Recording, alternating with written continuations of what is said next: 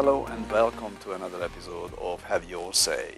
Today in WTV Studios we got the author of this wonderful book, Kenneth Schultz, with us to discuss how the West can be saved. And my first question, is the West worth to be saved?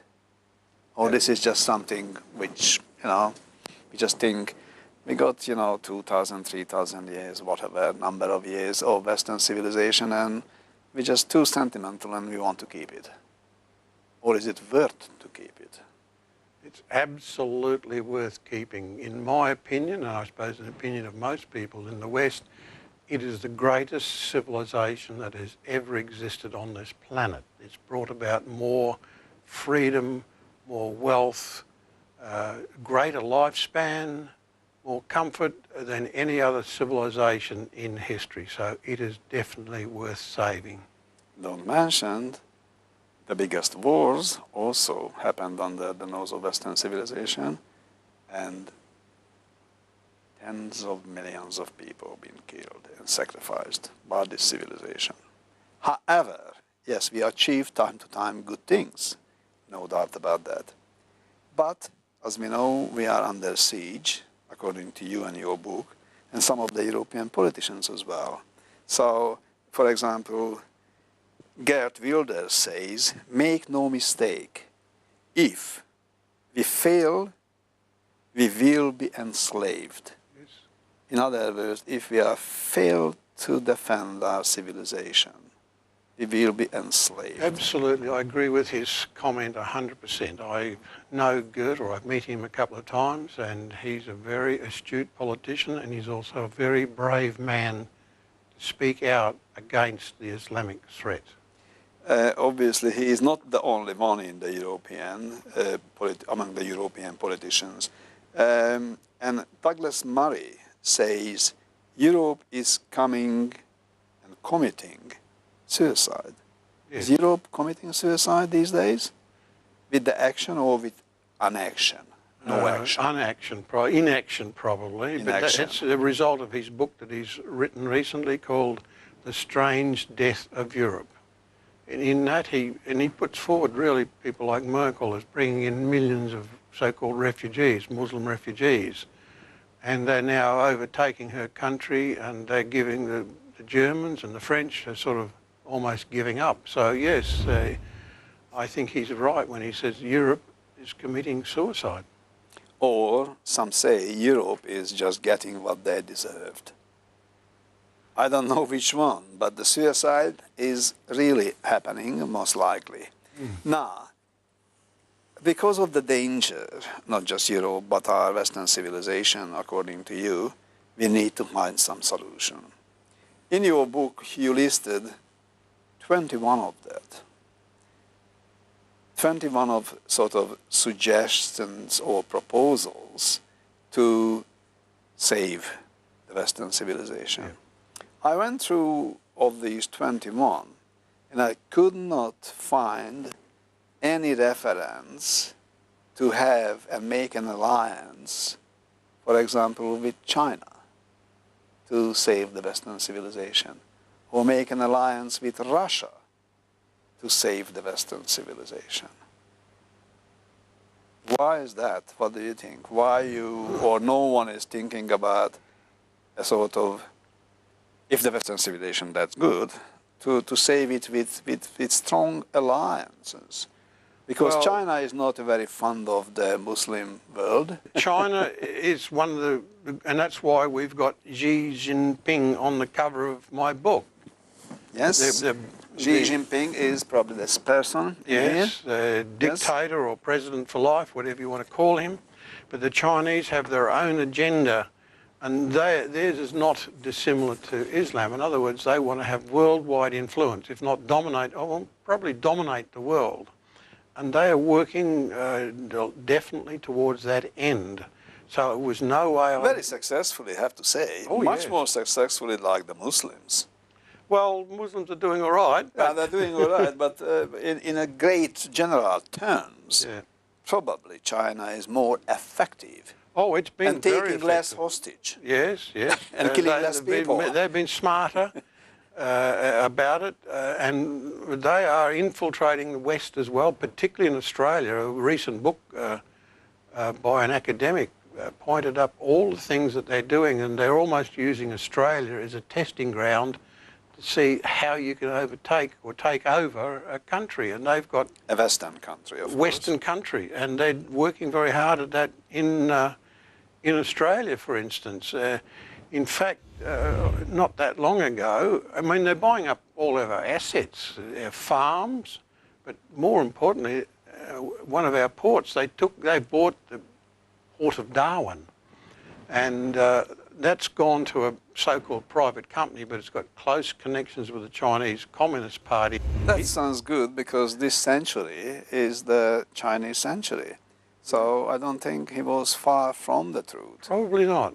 But this is mean China is clever to buying up everything what they can, or we are stupid to selling it. Both, yeah, they're clever and we're stupid. I mean, we can't go to China and buy any of their assets. No, we could not. But they can come here and pretty well buy what they want, and they have. So this is not their fault then? No, it's our, It's our fault. governments again, our governments, So slack someone government. is sleeping at the wheel Yeah, and driving this body car in the wrong direction. yes. So, yes, but I give you some good news. In Australia, the biggest investors in land, farms, or anything is not China. China is not even the second biggest one. Yes. So where is the big threat? You China is not on breathing down our neck, other countries doing it. United States, Great Britain, and it's not China. They've been doing that for a long time, but I suspect that China has overtaken them very rapidly. They're spending billions of trillions on buying up assets around the world. Yes, they Not just do in that. Australia. You know what they're investing? They're not just buying assets, they're investing. And they are the only country is go out with as much as money they can, and they invest, and they're giving money to people to do infrastructure. They invest in real infrastructure, which is very unusual in the history of mankind. It's not coming from the Western world. It's invented by China.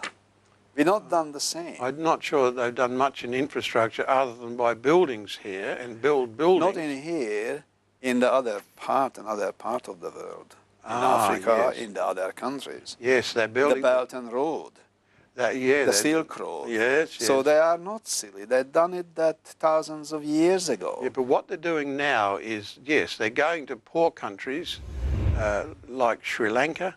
We'll build you a port and you'll pay it off. And when Sri Lanka can't pay it off, they said, that's all right, we'll own the port. It's our port. No, that's not true. It is We're just true. owing it for 99 years. Well, That's not the same as selling out. As we're selling out our land, yeah. they not even ask those guys in return of, because we're not going to pay, we take it over forever. That's the style of the Americans and the British. It's not the Chinese. The Chinese are, as you say, they are very clever and they're careful. And they not overprice those ports. They're priced in the right way.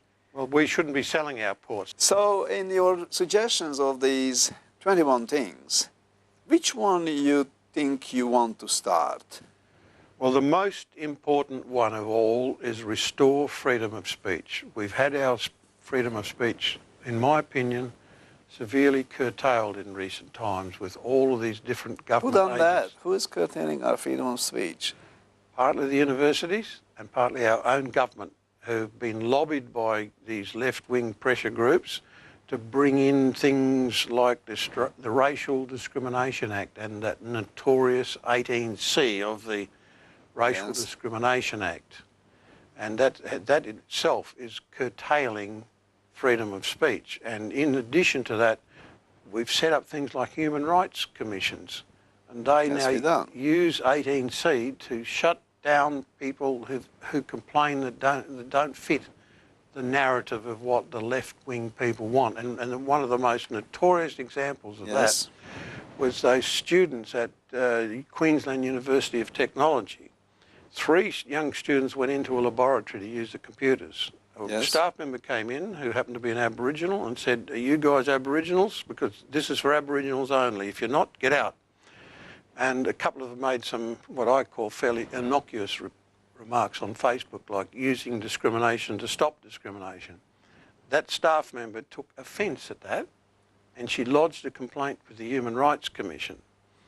Now, the Human Rights Commission then started taking evidence, talking to her, talking to the university. They never told the students for a year. A year went by before the students even knew they were under investigation. And also at that time, that same staff member took action in the federal court for damages against the students for whatever. Damaging the computer or what? Pardon? Damaging the computers or what? No, she was offended and she wanted damages for her own So offence. payment for the offence. Yeah. And she threatened the students. One of the students buckled and paid her $5,000 for her to go away. The other two students said, "No, we're going to fight this." And luckily they got two really good lawyers, went to the federal court. The federal court threw it out and said, "You've not made any disparaging. You never even mentioned that woman in your Facebook. You've not disparaged or mentioned The her reputation ethnic." or Yep. anything of that woman. And when the lawyers came out of court, they said that 18C is an evil bit of legislation that should be done away with because it is curtailing freedom of speech. Coming back after the break, we have to talk about more of these 21 suggestions of yours how to save the Western civilization. Yep.